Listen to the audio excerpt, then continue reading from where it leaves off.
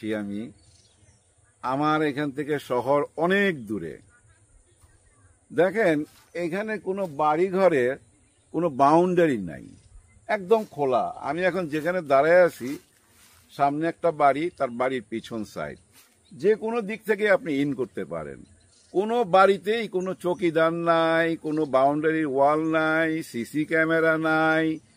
এমনকি আমি গত 2 দিন হয়ে গেছে কোনো পুলিশের গাড়িও দেখি নাই রাস্তা দিয়ে চলতে। মানে কে পাহারা দিচ্ছে?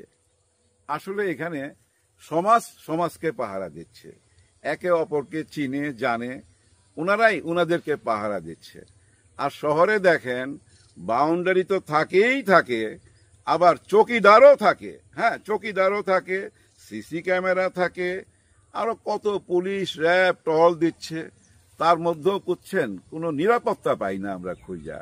আর এখানে দেখেন পুরাই নিরাপত্তা।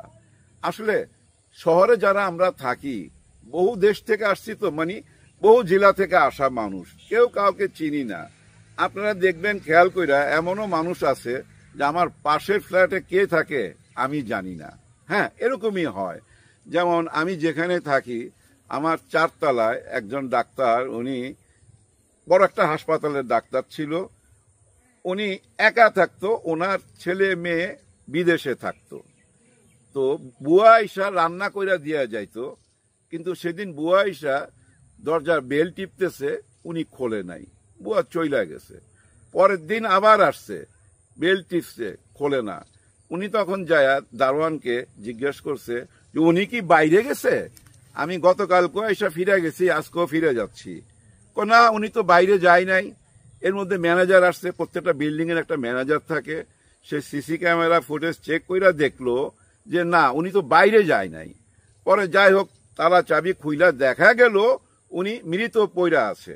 আমারই কিন্তু 4 তলায়, আমি জানি না। তার মানে বুঝছেন আমরা শহরে কেমন সমাজে বসবাস করি।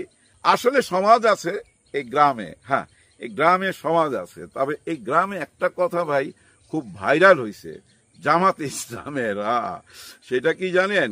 বেহেশতের টিকিট বিক্রি করে জামাতে ইসলাম, খুব ভাইরাল হয়েছে। আর ভাইরাল হওয়ার পিছনে কারণও আছে, কারণ যারা বিএনপি করে তাদের তো ভাই এটা মোক্ষম সুযোগ, এটা বইলা বেড়ানো।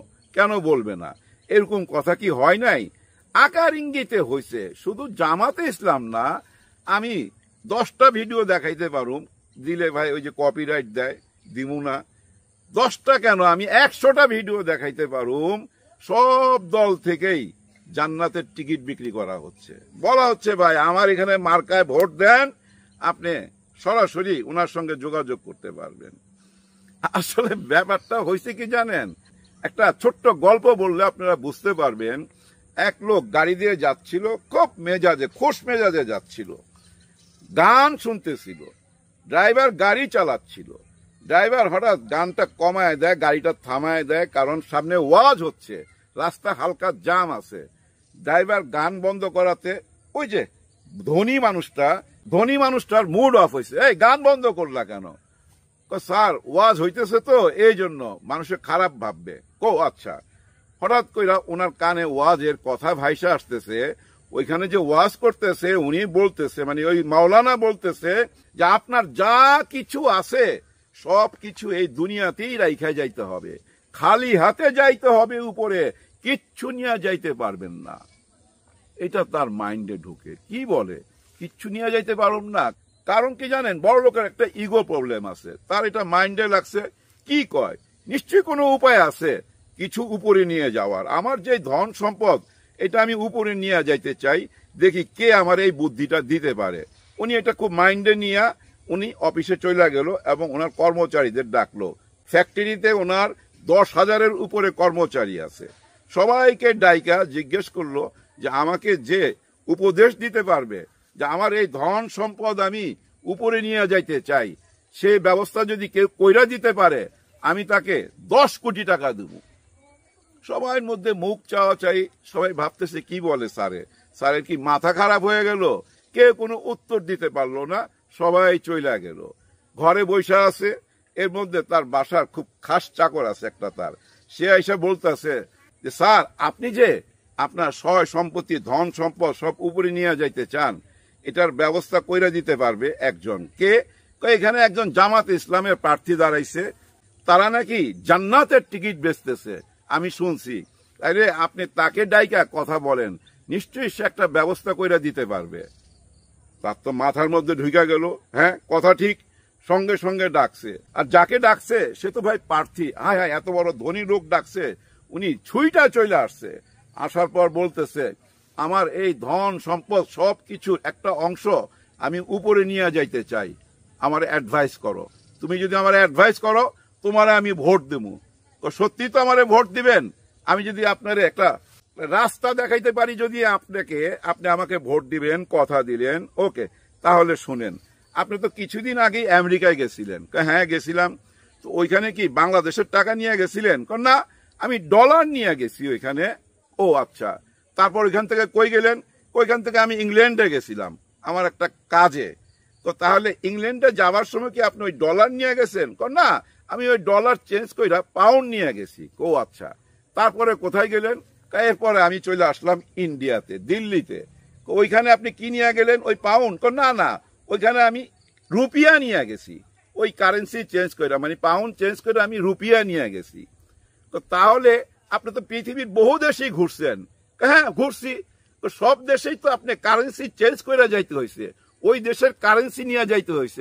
হ্যাঁ ঠিক তেমনি আপনি যে বেহেশতে যাবেন ওইটারও কারেন্সি আছে, ওই কারেন্সিটা আপনি চেঞ্জ করে নিয়ে যাইতে হবে। আপনার যে ধন সম্পদ আছে এটাকে কারেন্সিতে চেঞ্জ করতে হবে। আর ওই কারেন্সিটা কি? আর সেই কারেন্সিটার নাম হচ্ছে নেক কাজ, সোয়াব কাজ। আপনি নেক কামাবেন, সোয়াব কামাবেন, তাহলে আপনি ওই কারেন্সিটা পাওয়া যাবেন বেহেশতে যাবার। আমি কি আপনারা বুঝাইতে পারছি? তখন ওই ধনী লোক বলতেছে, ভাই ধনী লোক হইলো ভাই, অহংকার যতই থাকুক সত্যটা তো বুঝতে পারে। সে বুঝতে পারছে যে আমি যে বিভিন্ন দেশে যাই, যেভাবে কারেন্সি চেঞ্জ কইরা, ঠিক তেমনি বেহেশতে যাইতে হইলো আমাকে কারেন্সি চেঞ্জ করতে হবে। আর ওই কারেন্সির নাম কি? বেহেশতের কারেন্সির নাম সোয়াব, নেক কাজ। তার মানে আমার ধন সম্পদ সব গরিবের মধ্যে আমি যদি বিলিয়ে দেই, গরিবকে সাহায্য করি, তাহলে তো আমি একটা নেক কাজ করলাম, সোয়াবের কাজ করলাম। তখন ওই লোক বলতেছে, জি স্যার, এইটাই সোয়াব। আর এভাবে সোয়াব কামাইতে পারলে আপনি অবশ্যই বেহেশতে যাইতে পারবেন। বুঝছেন ব্যাপারটা আমি কি বলতে চাইছি? এই কথাটা আমি গল্প বললাম, কিন্তু আপনাদেরকে বুঝাইতে পারছি যে জামাতে ইসলামের ওনারা এই ধরনের কথা তো নতুন কিছু বলে না, এটা তো ওনারা জন্মলগ্ন থেকেই বলে আসতেছে। জামাতে ইসলাম যেদিন থেকে জন্ম নিছে সেদিন থেকেই তো ওনারা তসবি হাতে নিছে। এই তসবি তো ভাই এই সামনে নির্বাচন আসবে, ওই নির্বাচনকে কেন্দ্র করে ওই তসবি হাতে নেয় নাই, তাই না? ওনারা এই ভালো কথাগুলা, এই দিন দুনিয়ার কথাগুলা ওনারা তো অনেক আগে থেকেই বইলে আসতেছে। আর সেই জন্যই এখন বলা হয় যে ওনারা বেহেশতের টিকিট বেচে, কারণ ওনারা বেহেশতে যাবার পথ দেখায়। আমি বুঝাইতে পারলাম? যাই হোক, এবার চলে আসি। দেখেন আমাদের তারেক রহমান সাহেব, উনি যা কিছু বলে তাই ভাইরাল হয়ে যায়। খেয়াল করছেন আপনারা? দেখেন উনি যখন থেকে মুখ খুললো, মানে ওই যে ৭১-এর দিকে টাইনা